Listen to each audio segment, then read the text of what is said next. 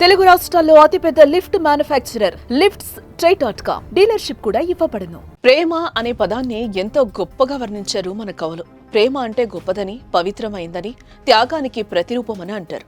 కానీ ఈ రోజులో ఇలాంటి ప్రేమలున్నాయా? స్వచ్ఛమైన ప్రేమ అంటే ఏంటో ఈ తరానికి తెలుసా? అస్సలు తెలీదు. అందుకే ప్రేమ కత్తి దూస్తోంది. ప్రేమ పేరుతో ఉన్మాదం పేర్చెగి ప్రాణాలు తీస్తున్న అకృత్యాలు నిత్యం వెలుగు చూస్తున్నాయి. ప్రేమను నిరాకరించినా, ప్రేమికుల మధ్య చిన్న భేదాభిప్రాయాలొచ్చినా ప్రేమ పడగ విప్పుతోంది. తాజాగా విశాఖలో జరిగిన ప్రేమోన్మాది దాడితో నగరవాసులు ఒక్కసారిగా ఉలిక్కిపడ్డారు.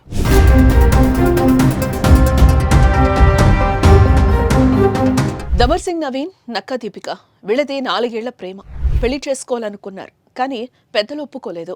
కారణం నవీన్కు ఉద్యోగం లేకపోవడమే. నవీన్ కంటే మంచి సంబంధం చూసి కుమార్తెకు పెళ్లి చేయాలి అనేది ఆమె తల్లిదండ్రులు నక్కారాజు, లక్ష్మీ దంపతుల ఆలోచన.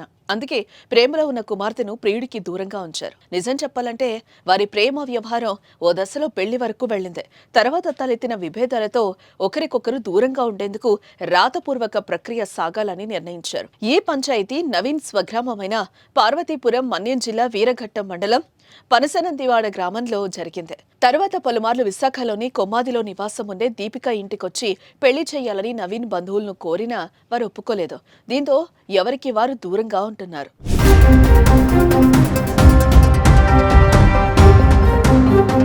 తల్లిదండ్రులను ఎదిరించి పెళ్లి చేసుకునే ధైర్యం లేని దీపిక వారి ఆదేశాలను అనుసరించి ప్రియుడిని దూరంగా ఉంచింది.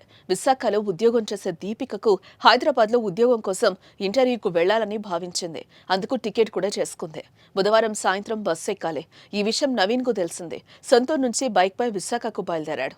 బుధవారం మధ్యాహ్నం 12:10 యువతి ఇంటికొచ్చాడు. ఆ సమయంలో ఇంట్లో దీపిక, ఆమె తల్లి లక్ష్మి ఉన్నారు.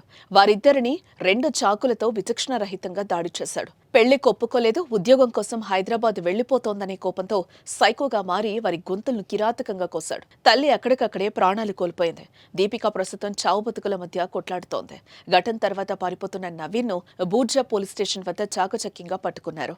బైక్ అలాగే టీషర్ట్ ని మార్చుకుని తెలివిగా తప్పించుకోవాలని చూసిన నవీన్ ను సెల్ ఫోన్ సిగ్నల్స్ ని బట్టి గుర్తించి అదుపులోకి తీసుకున్నారు.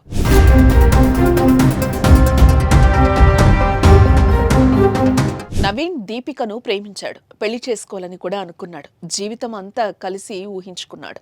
కానీ అలా జరగలేదు. దీపిక తల్లిదండ్రులు జులాయిగా తిరుగుతాడని తమ పిల్లను ఇవ్వలేదు. ఇదే నవీన్ కోపానికి అసలు కారణం. ఆ కోపంతో జీవితంలో స్థిరపడి దీపికను దక్కించుకుంటే బాగుండేది. లేకపోతే దీపికను వదిలి వారు అసూయపడేలా ఎదగాలని ఆలోచన వస్తే మరోలా ఉండేది.